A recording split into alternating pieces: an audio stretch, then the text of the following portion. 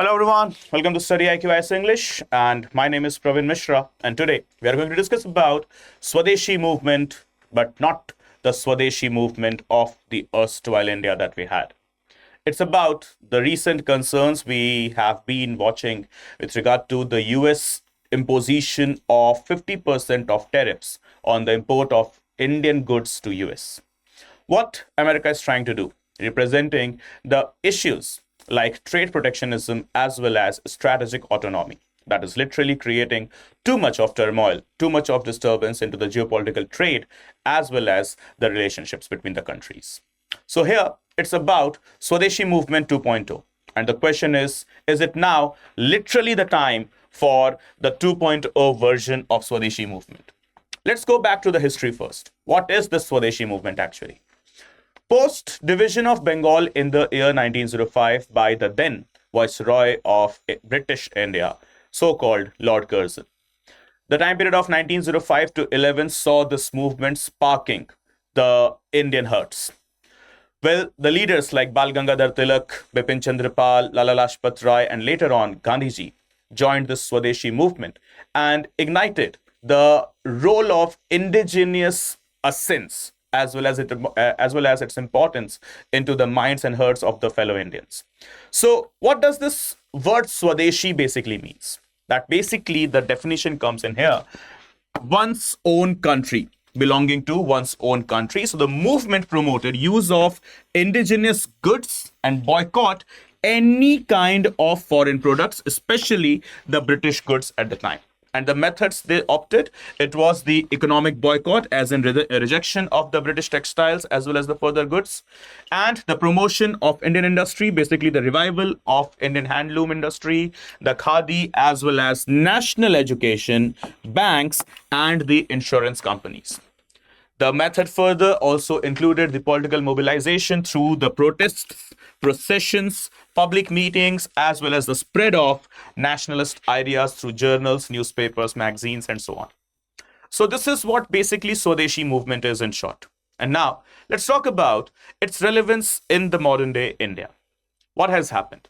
Once again, the lunatic Donald J. Trump, the so-called POTUS, President of the United States of America, has now imposed a 50% tariff on Indian goods once again.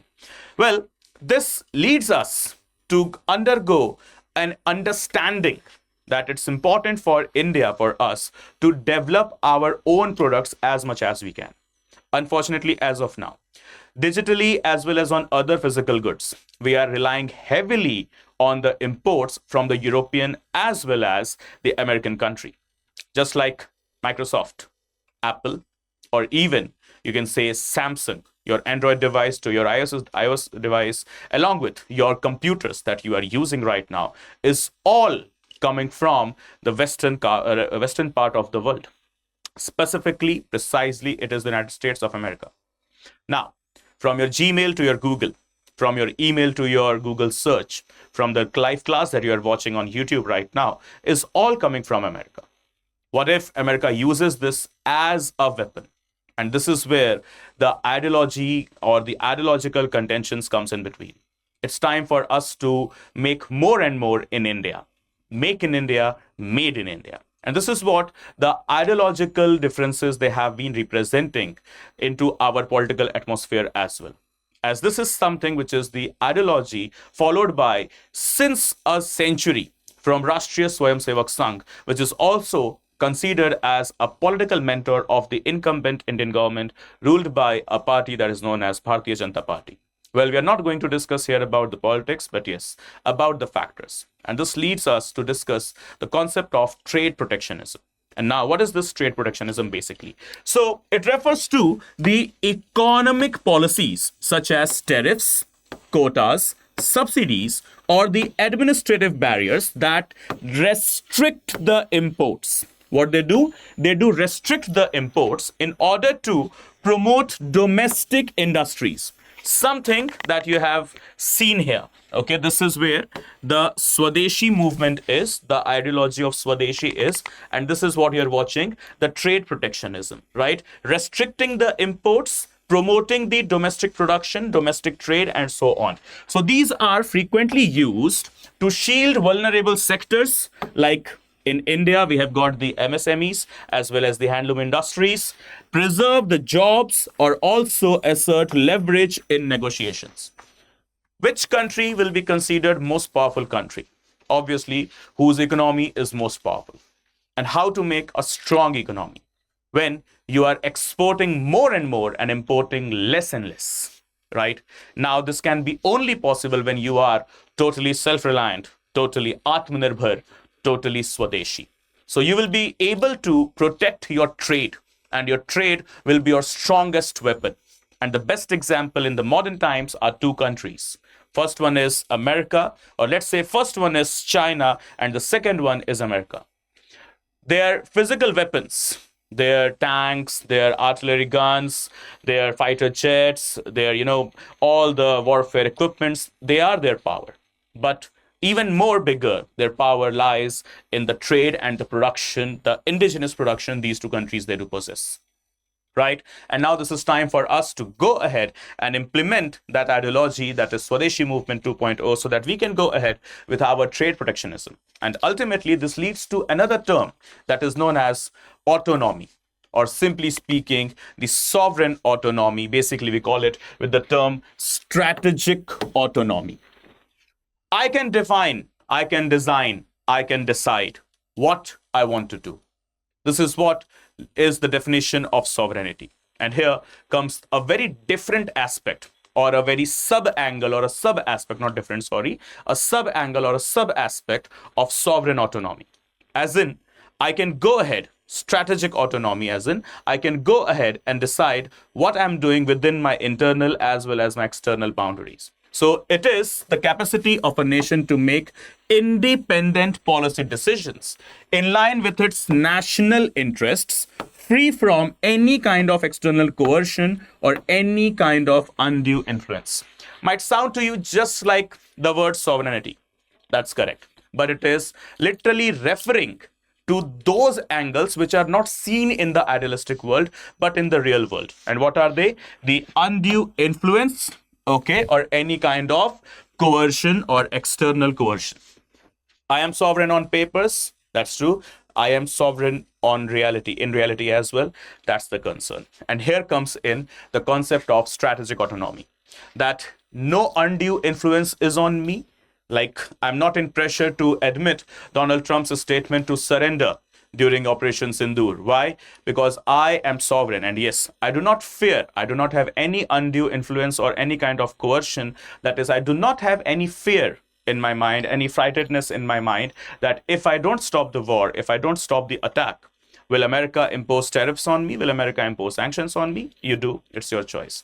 I don't fear it because I have my own resources.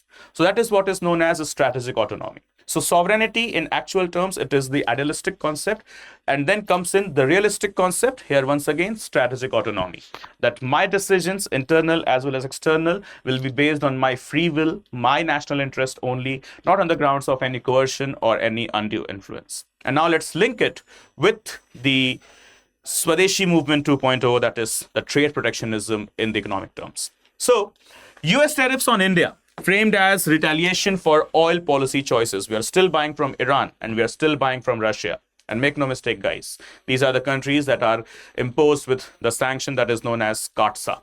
CAATSA, C-A-A-T-S-A, Countering America's Adversaries Through Sanctions Act of 2016. Right? So as of now, Iran, North Korea, and Russia are the three countries with the CAATSA sanctions. Okay. And okay, we don't have any correlationship directly with North Korea, directly, right? Russia and Iran, they are our big trade partners with regard to the crude oil. We are importing high with Russia as well as Iran. And with Iran, we are even not dealing in the US dollars. As per the trade agreement, we are dealing with the Indian rupees only. So this is, troubling America as of now. Well, India, the largest growing market of world, not Asia, of world. The third largest market as of now, fourth largest economy as of now, right? So obviously, America wants India to be on its side. Well, with carrot, it's not possible. So what America is trying to follow is the carrot and stick policy. Now, when America sees that India is growing more powerful, obviously America will try to create more turbulence inside the Indian social and political setup. This is what you are watching since last couple of decades. And then further, we have been now going ahead with undue influence as well as coercion. What America trying to do is the tariff. And so it will be eliminated only in the case when we have got the correlationship or the fusion, concoctment, the mixture of both, that is trade protectionism as well as strategic autonomy. Hence, as a result, strategic autonomy, it's trade coercion that implies autonomy imperative. Okay, so remember, guys, US tariffs on India framed as retaliation for oil policy choices underscore that even close strategic partners may weaponize trade to influence each other's decision. Thus, India must assert policy independence as a core aspect of strategic autonomy. So, America trying its best to subdue India, not just India, all other countries as well, in order to establish its lost hegemony, lost only what we can call, right? Well, that's fine. They can do so. Everyone have got their own intentions. But the fact here that remains is still unanswered. Still unanswered. Are we prepared for our Swadeshi Movement 2.0? Are we prepared for the strategic autonomy? Are we prepared for the trade protectionism? Are the Indian industries performing quite well? Well, to be honest, yes. If we just eliminate the dirty politics from it, and we shall be there as the number one country of this planet. But guys, number one, it's also about you. You have to score rank 1, the top rank into the UPSC CSC preparation, right? And for that, remember, when it comes to prelims, to mains, to interview, you have got just one name, that's StudyIQ. So guys, remember, the resolution batches, they're about to commence from 30th of August, 31st of August, and the sale is live and which is also about to end on the very same date. So please enroll yourself immediately, and once you have enrolled, you will get 1000 plus hours of live classes, access to recorded lectures, 18 sets of books sent to you at your doorstep. Teachers' personal class notes will be given to you at the end of the session in the PDF format. Prelims test CDs, mains test CDs, interview guidance program, everything under one subscription, including the mains residential program as well as 1:1 mentorship program as well. Everything under one single subscription, under one single batch, that is a resolution batch. And remember, guys, whenever you'll go to subscribe, you'll get the multiple subscription plans starting with gold, platinum, and diamond.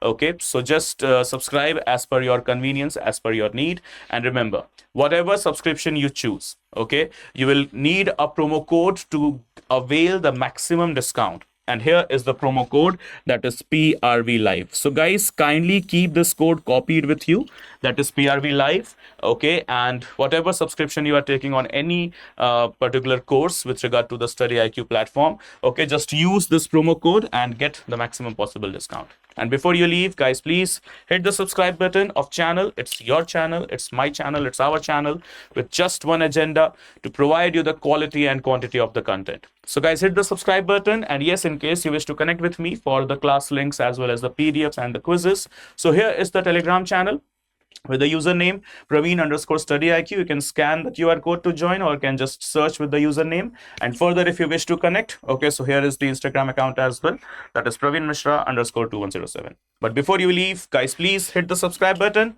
and never miss an update from the channel. Good day, bye bye, take care, see you soon, Jai Hind.